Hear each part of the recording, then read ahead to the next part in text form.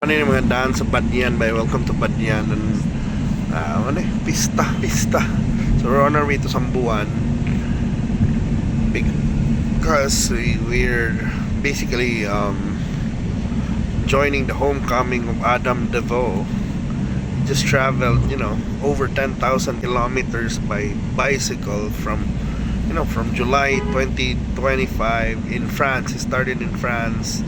Then he passed over 30 countries to reach back home. That is sa Cebu, and we're waiting for his, arrival at Sambuan. And currently we're here in the town of Banyan, known for, ang ilang kuanan sikat ning Banyan sa ilang, of course, canyoneering. Kana ilang mga waterfalls sa dari ang Kawasan, one of the most popular waterfalls in probably in the Philippines. Apil ginas mga sikat, and the canyoneering adventure has been a major tourist activity here in Cebu, especially diri na area, because this southwest of Cebu is also a tourist destination, starting with Moalboal, which is known for their beaches, but also their dive areas where you can swim with turtles, the sardine run, diba? That's a protected area also, that's teeming with a lot of mga fish, mga life under the water. And diri mao na niyang town of Banyan. It's been a while na mataka bisita diri, but mao ni ang kuan nila. Kuan sa nisla. Because nasa sila mga beaches. Ug nasa sila mga waterfalls diri. And even katong kuan, there is kanilang canyoneering, even the next town of Alegria, nasa sila illegal. Sa una naglalis pa na sila kay lagi. Because tourist mo atun sa dito sa Alegria baagi, diba? Pero this is really quite sikat din na lugar.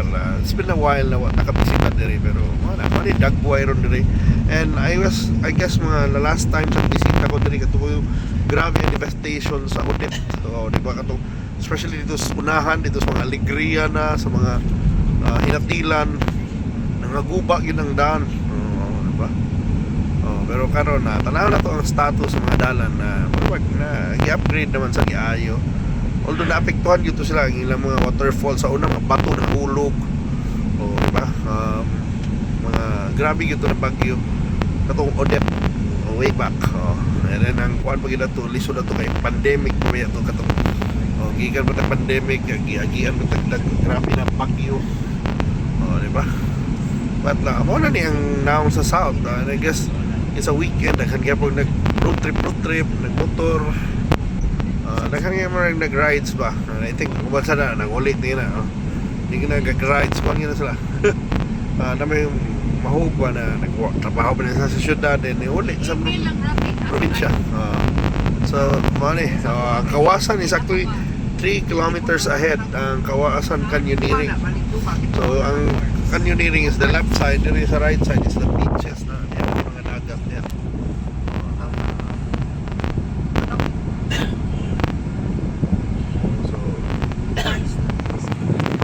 There is Banyan sa nilami na beach rin, ang Lambog na beach.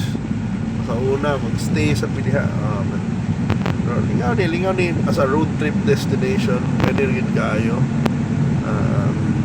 Ang normal pit stops kung mag south mo is Karkar, then nasa mga kuan, Karkar, you love lechon, then there's this Dumanhog na yung mga manok, there's Moalboal na yung mga tindahan. Paano ang beach, beach sa Banyan, mga dagat sa Banyan.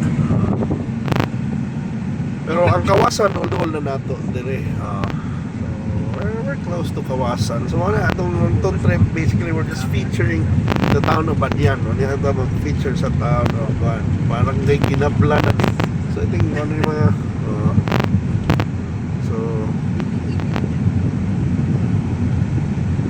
manikuan, if you haven't tried canyoneering, mana nindot ro na mga buwan mag-canyoneering. At least labi na ron adlaw na gibulahan tag-init, pero say mababa magunuan na mabot, pero yung dagat liguan. That's Onion Street, katubang tas Negros. So abang na tong Negros. Ay, isin lang sa kuan So ba? mao na. And mao na. Email lang. Now kaya dire. So mga hero. So mga daan dire mo ni. I think i-upgrade sa Liparhon, pero may naman sa dagat, dito naman ang biyahe. Pero katulad na last time kato sa hinatilan na nadapit yung mga alegria, grabe mga damage sa itong udet. But I think agbay rin ang mga ayo. Pero importante yun ang mga dalan. Diba? Hindi mo nagkananig mga smile, kawasan, canyoneering. Dito. Pwede to jump point sa canyoneering adventures ninyo.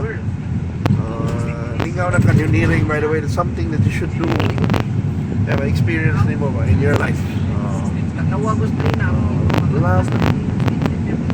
Love the Philippines.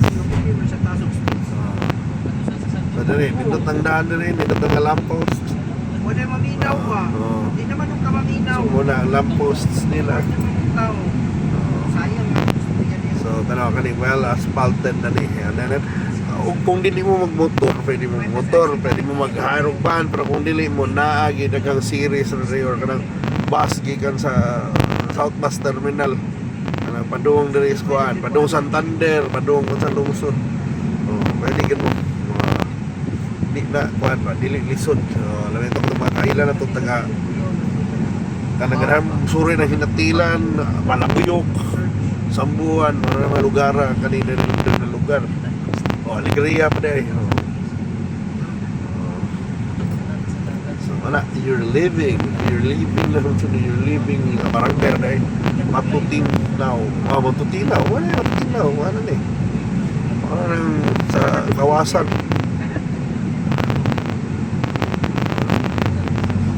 So Negros. So mali wala. So we're in the southwest portion of Cebu. Dagat sa mga bahay dito. Mali na yung mga bus. So hopefully wala. Padayon lang ni progress na rin ba. Update ang roads. Just grabe yung tourism potential din sa south side.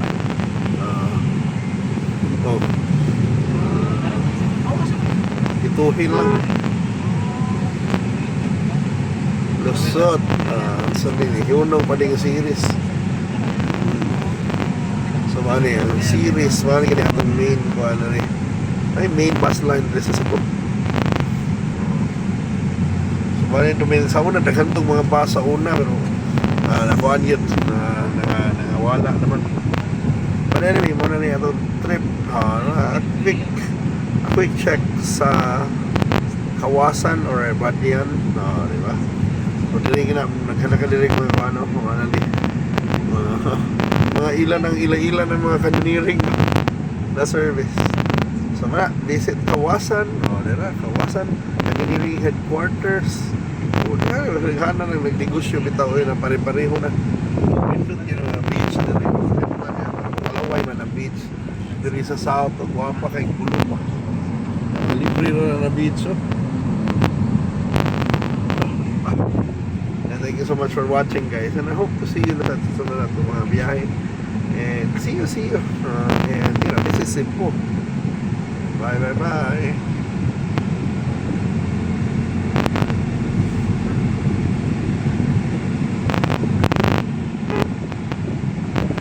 I think wala rin sapa. Diba? Wala sapa. Asa pala ang pinsan? Lahat. Wala gining barangay sa Kawasan kaya matutinaw naman yun. Wala ni.